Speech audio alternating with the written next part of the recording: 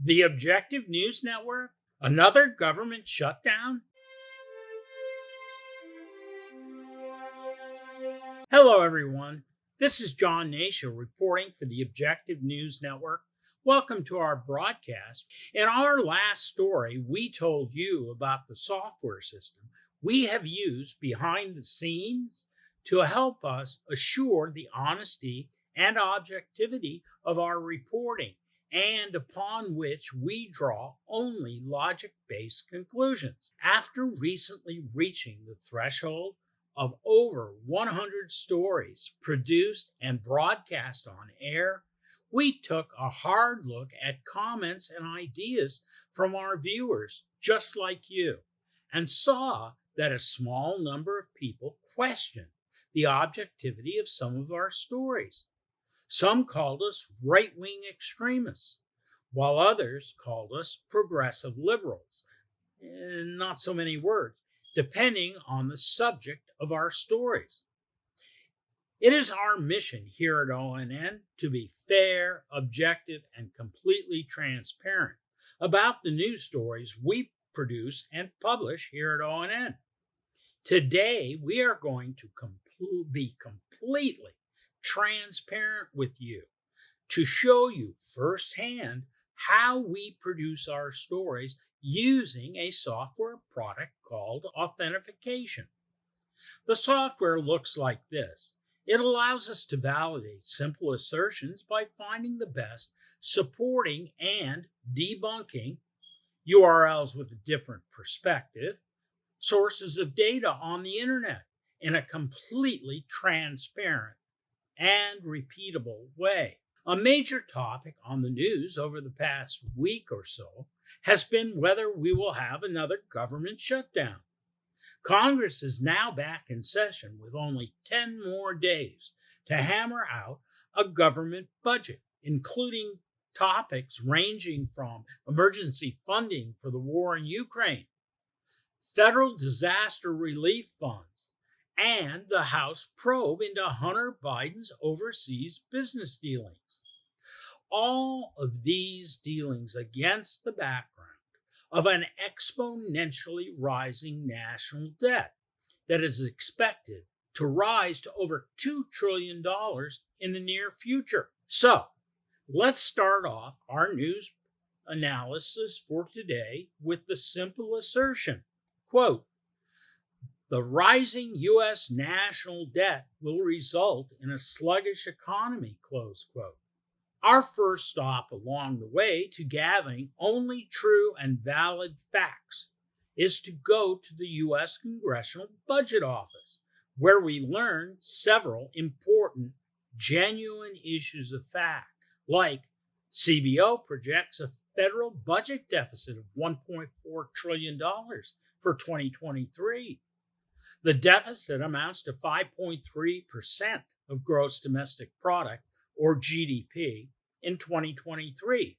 Then it swells to 6.1% of GDP in 2024 and 2025. And then it declines in the 2 years that follow. But after 2027, deficits increase again, reaching 6.9% of GDP as early as 2033.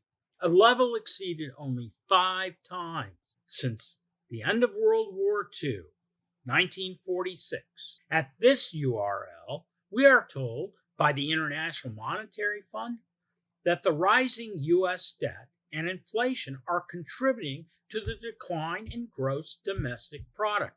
Now let's type in, quote, "The U.S. national debt is rising too fast," close quote.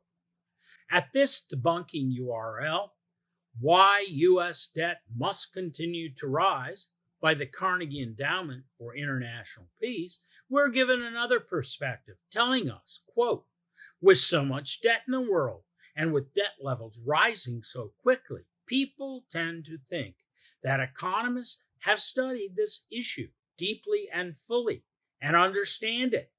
But there continues to be a great deal of confusion about debt and about whether and why excessive debt levels can harm growth prospects," Close quote. Here we are told, simply put, the national debt is similar to a person using a credit card for purchases and not paying off the full balance each month. The cost of purchases exceeding the amount paid off represents a deficit, while accumulated deficits over time represents a person's overall debt. Next, let's type in the U.S. national debt is hurting economic growth. Here, the Congressional Budget Office tells us, under current law, the growth of the federal non-interest spending and net outlays for interest on federal debt would outpace the increase in revenues over the next 30 years. The Congressional Budget Office projects, as a percentage of gross domestic product, or GDP, federal debt held by the public is thus projected to climb from 102% at the end of 2021 to, get this, 202% in 2051. A perpetually rising debt to GDP ratio that is unsustainable over the long term because financing deficits and servicing the debt would consume an ever-growing proportion of the nation's income. Next, we'll type in, the U.S. government will shut down. Our first supporting URL is the Brookings Institution that reports Congress is on track to force a government shutdown on October 1st, 2023, because it can't pass 12 appropriation bills that would keep the government operating. Okay, let's quickly take a look at this debunking URL. Here, the Committee for a Responsible Federal Budget tells us, while estimates vary widely, evidence suggests that shutdowns tend to cost, not save money, and that shutdowns also carry a cost to the economy. The Congressional Budget Office estimated that the 2018-2019 shutdown reduced gross domestic product, or GDP, by a total of $11 billion, including $3 billion that will never be recovered. On top of that effect, CBO notes that longer shutdowns negatively affect private sector investment and hiring decisions, as businesses cannot obtain federal permits and certifications or access federal loans. A 2019 Senate report found that the three government shutdowns in 2013, 2018, and 2019 cost taxpayers nearly $4 billion. Okay, we found several genuine issues of fact about the relationship between the national budget, the rising national debt, and its relationship to possible U.S. government shutdown. Now, with these genuine issues of fact in hand, we can create several different, what are called syllogisms.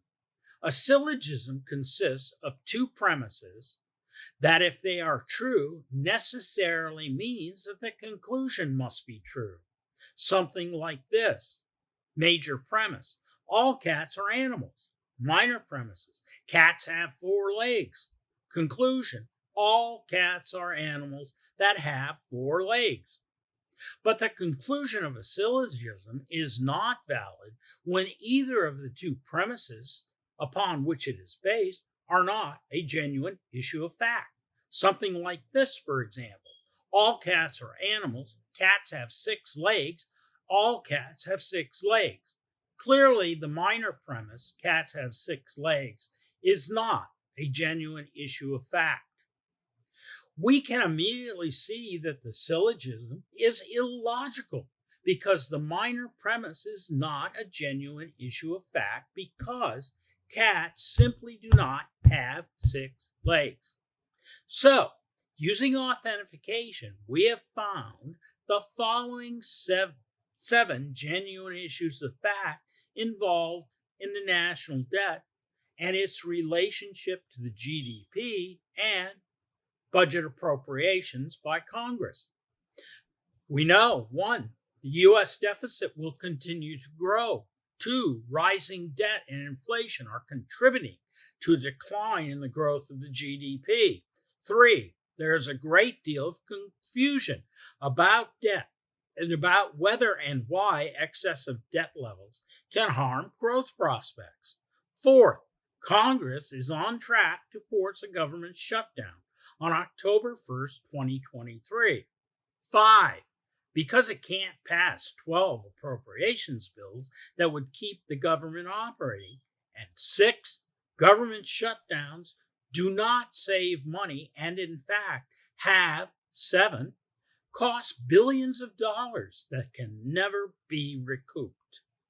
Armed with these 7 genuine issues of fact, and more, if we take the time to find them using authentication, we can objectively and without bias draw the logically based conclusion like these.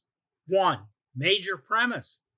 Government shutdowns cost Americans billions of dollars that can never be recouped. Minor premise.